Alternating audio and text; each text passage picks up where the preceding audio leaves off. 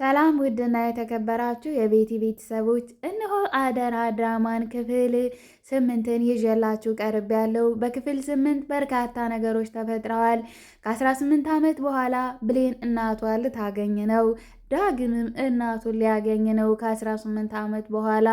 እንደሚታወቀው የብሌን አሳዳጊ የዳግም እናት ናት።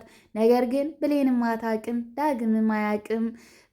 ብታውቅ ኖሮ ከዛ ሁሉ ችግር ሳይደርስ እናቱን በቀላል መንገድ ያገኛት ነበር። ነገር ግን አቶ ወንደሰን ገና ሕፃን እያለ ከእናቱ ጡት ነቅሎ ይዞ ወስዶ ሲያሰቃይ ሲያስቸግር ሲያሰቃየው ሲበድለው የኖረ ዳግም ግን እንደ አባት እያየ አብሮ ይኖር ነበር እዛ ቤተሰብ ውስጥ። ነገር ግን አቶ ወንደሰን በጣም ነብሰ ገዳይ፣ የብዙዎች እንባ ያለበት፣ ብዙዎችን እየገደለ ብዙዎችን ንብረት ገንዘባቸውን እየቀማ እየነጠቀ ያለ ክፉ አረመኔ ሰው ነው አቶ ወንደሰን። እንዲሁም የአቶ ወንደሰን አብሮ የሚተባበረው የተንኮል ባልደረባው አንድ ልጅ አለ። እሱም ደግሞ ድንገት ለዳግም ይደውልና እናትህ በሕይወት አለች ይለዋል። ዳግም የሚያውቀው እናቱ በሕይወት እንደሌለች እንደሞተች ነበረ። ምክንያቱም ለ18 ዓመት ያክል እናቱን አላያትም፣ አያውቅም በሕይወት እንዳለች። ምንም ነገር መረጃውም የለውም። እንዳያውቅ አድርጎ ነውና ያሳደገው አቶ ወንደሰን የሰውን ቤተሰብ እየገደለ ሀብትና ንብረታቸውን እየወረሰ የሚኖር ክፉ አረመኔ ነው አቶ ወንደሰን ማለት። ለዛም ነበረ የማያውቀው። እንዲሁም ዳግምን እያሰቃየው ሁሉን ነገር ከልጅነት እስከ 18 ዓመት ድረስ እያሰቃየው እያንገላታው ይኖር ነበር። እሱም ምንም አማራጭ ስላልነበረው እሺ ብሎ እየተንገላታ አብሮ የቤተሰቡ አባል ሆኖ ይኖር ነበረ። በሌላ በኩል ደግሞ የብሌን እናትንም እያስቸገራት በሕይወት የእሷም እናት በሕይወት እንዳለች ያነ የክፉ የወንዶሰን የስራ የተንኮል ባልደረባው ያውቃል። ይህንን ተጠቅሞ ዳግምን ይደውልና እናትህ በሕይወት አለች ይለዋል። ዳግምም በደስታ ቦረቀ፣ በጣም ተደሰተ እና እናትህ በሕይወት እንዳለች እንዳሳይህ እንዲሁም እንዳገናኝህ ከፈለክ ግን አንድ ነገር ታደርግልኛለህ ይለዋል። ምንድን ነው ማደርግልህ ይለዋል። ከአቶ ወንደሰን መኝታ ቤት ግባና የሆነ ከኪሱ ውስጥ ፍላሽ አለ። እሱ ፍላሽ የኔ የህይወቴ ብርሃን፣ ህይወቴን የሚከፈትበት ብዙ ነገሬን የያዘ ፍላሽ ነው። ስለዚህ እሱን በቴሌግራም ላክልኝ ይለዋል። ወንደሰንም ሳያይህ በቴሌግራም ሰርቀ ላክልኝ ይለዋል። ዳግምን እሺ ምንም ችግር የለውም፣ ምንም ብትለኝ አደርጋለሁ፣ ብቻ እናቴን አገናኘኝ ይለዋል። እሱም እሺ ምንም ችግር የለውም፣ ያንን ፋይል በሞላ ወደ ራሴ ከላክልኝ ምንም እኔ ወዲያው ነው እናትን እማገናኝ ይለዋል። ዳግምም በጣም ተደስቶ በጣም ተደሰተ። እናቱ እንዳለች ስለማያውቅ የነበረ ግን እንዴት አድርጎ ያንን ፍላሽ ያውጣው? ሁሉም ቤተሰቡ አቶ ወንደሰንም አሉ፣ ባለቤቱም አለች፣ እንዲሁም ኤደንም አለች ልጃቸው፣ ሌላም ደግሞ ብሌን አለች። ብሌንም ሁሉም ከወጡ በኋላ ብሌን እያለቀሰች ነበር መጀመሪያ። ምክንያቱም እናቷ እንደሞተች ነው የምታውቅ። እናቷ አረብ ሀገር ሄዳ እዛ እንደሞተች ነበር የተነግሯት ነበርና እያለቀሰች ነበር። ከዛም አቶ ወንደሰን የተንኮል ባልደረባውን ደውሎ ግደላት ብሎት ነበረ። የብሌንን አሳዳጊ የዳግምን ወላጅ እናት። ብሌን እንደ እናቷን የምታያት የዳግምን እናት እሷ ናት ያሳደገቻት። ከዛም ነይና እናትሽን አሳይሻለሁ ብላት ነበር። እናቴን ላይ ልሄድ ነው እቴቴ ብላ አስፈቅዳ ለመውጣት ስትዘጋጅ እባክሽን ሻይ አፍይልኝ ይላታል ዳግም። ነገር ግን ሻይ ፈልጎ አልነበረም፣ መኝታ ቤት ለመግባትና ያንን ፍላሽ ለመላክ ነበረ። ከዛም ገብቶ ኤደን ወደ ኪችን ስትገባ እሱ ግብት አለና ያንን ፍላሽ ይዘው በር ላይ ግን ብሌን መታ ቁማለች። ምን ትሰራለህ ከዚህ መኝታ ቤት? ያማል እንዴ ትለዋለች። አረ በጭራሽ እኔ አያመኝም፣ እባክሽን ብሌን ተረጅኝ። ይህ ፍላሽ ህይወቴን የሚቀይር ነው። እናቴን ከ18 ዓመት በኋላ የሚያገናኘኝ ፍላሽ ነው። እባክሽን በቃ እንደዛ ከሆነ ለቴቴ ደውዬ ነግራትና ከእሷ ጋር ትነጋገራለህ ብላ ስልኳን ብድግ አድርጋ ልትደውል ስትል ዳግምም እባክሽን በእናት አይጨከንም፣ ተይ እባክሽ ይህንናት አድርጌ ልለምንሽ ብሎ ይለምናታል። ከዛም ብሌን እናቷን ፈላጊ ስለሆነች በቃ ችግር የለውም በማለት ዝም ትለዋለች። ዳግምም ያንን ፍላሽ ወስዶ በኮምፒውተሩ ሁሉንም ነገር ለዛኛው አረመኔ ልጅ ይልክለታል። ያን ክፉ ግን እናቱን እቤት ሂዶ ሊገላት ስለነበር አስፈራርቷት ብሌን ስትመጣ ሰላም እናትሽ አለች በህይወት ያልሻትን ዋሻትና ልጅሽን አገናኝሻለሁ ብሏታል። እኔ በጭራሽ ልጄን ለማግኘት ብዬ ከ18 ዓመት በፊት የጠፋው ልጄን ለማግኘት ብዬ ውይችን ልጄን በጭራሽ አልክድም፣ ልጄን መካድ አልፈልግም ትለዋለች። እንደዛ ከሆነ ልጅሽን በጭራሽ በህይወት አታገኙም፣ አሁኑኑ እጄ ድፍት አደርግልሻለሁ ይላታል። ከዛም ምንም ማድረግ አልቻለችም። እሺ ብላ እሺ በቃ ችግር የለውም አልነግራትም ብላ ተስማምታ ሳይገላት ይሄዳል። አቶ ወንደሰን ግን እንዲገርላት ልኮት ነበር። ይሄ ግን ወንደሰንን ለመግደል ወንደሰንን ለመበቀል ስለሚፈልግ እናቱንም አስፈራርቶ ልጁንም ደግሞ በዚህ ሁለት ድንጋይ በአንድ ወፍ እንዲሉ ልጁንም እናቱንም አስፈራርቶ ፍላሹን መቀበልና ከአቶ ወንደሰን ላይ ያለውን ነገር ሁሉ በዘዴ ለመንጠቅ ወንደሰንን ደግሞ ከጥቅም ውጭ ለማድረግ ነበር ሀሳቡ። እሱም እየተሳካለት ነው። ፍላሹ በእጁ ገባ። ዳግም ላከለት። ምክንያቱም ለእናቱን ለማየት ጓግቷልና እናቱን በጣም በአይኑ በህልሙ በህሌናውም በምኑም ትሳላለች።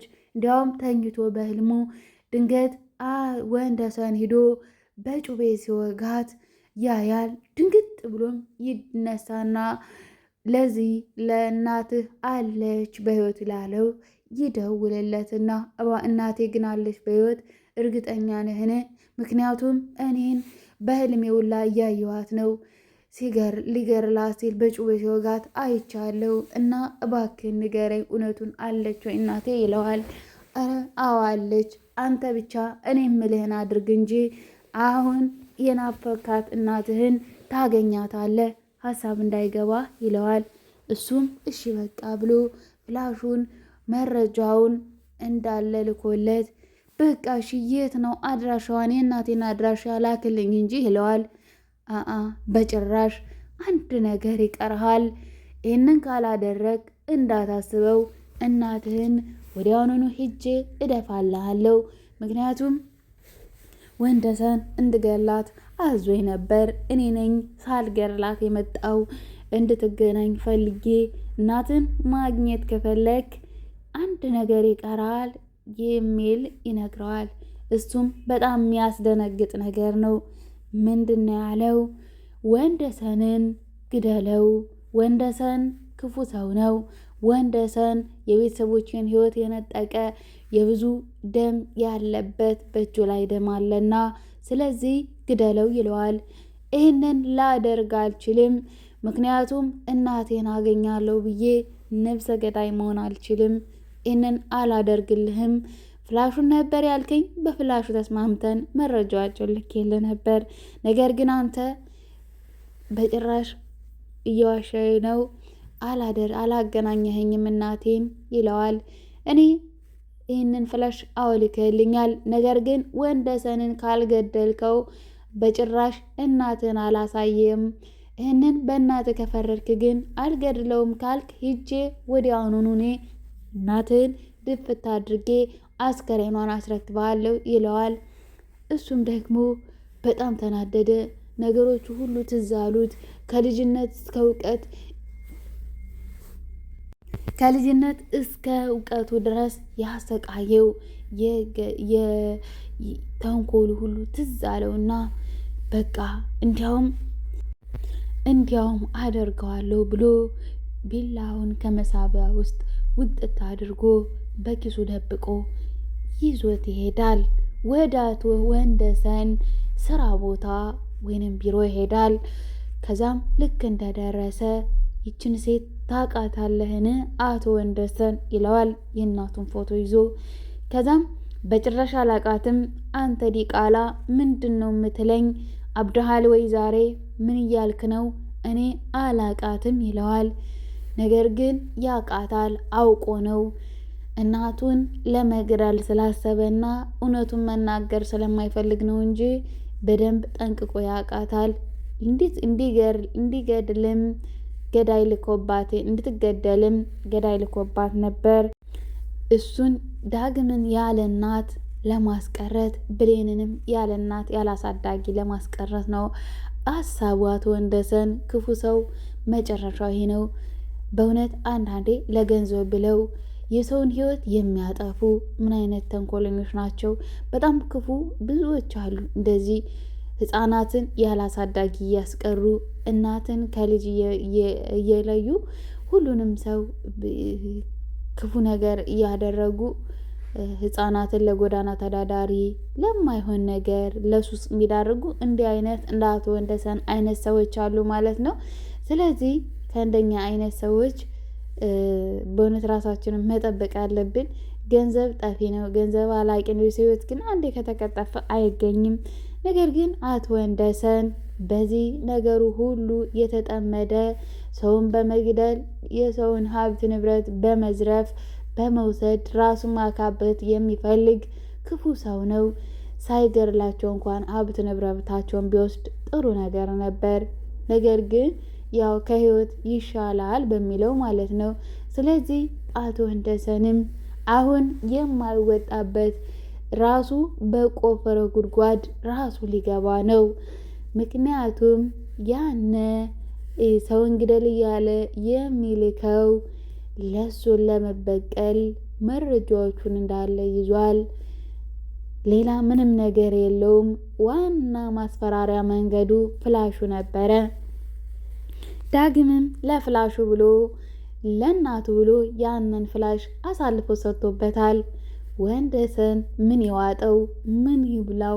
መሬት ተከፍታ ብትውጠው ደስታው ነው። እንዲሁም ዳግም ጩቤውን ብድግ አድርጎ እናቴን ይችን ሴት አታቃት ምን ብሎ ጩቤውን ሊወጋ አስመስሎ ብድግ አደረገና እኔ በጸባይ ልለምን፣ እኔ ነብሰ ገዳይ ሰው አይደለሁም፣ ነገር ግን እባክህ ከእናቴ ጋር አገናኘ ይለዋል። ዳግም አብደሃል እንደ አንተ ዲቃላ ምንድን ነው እንደዚህ የሚያደርግ?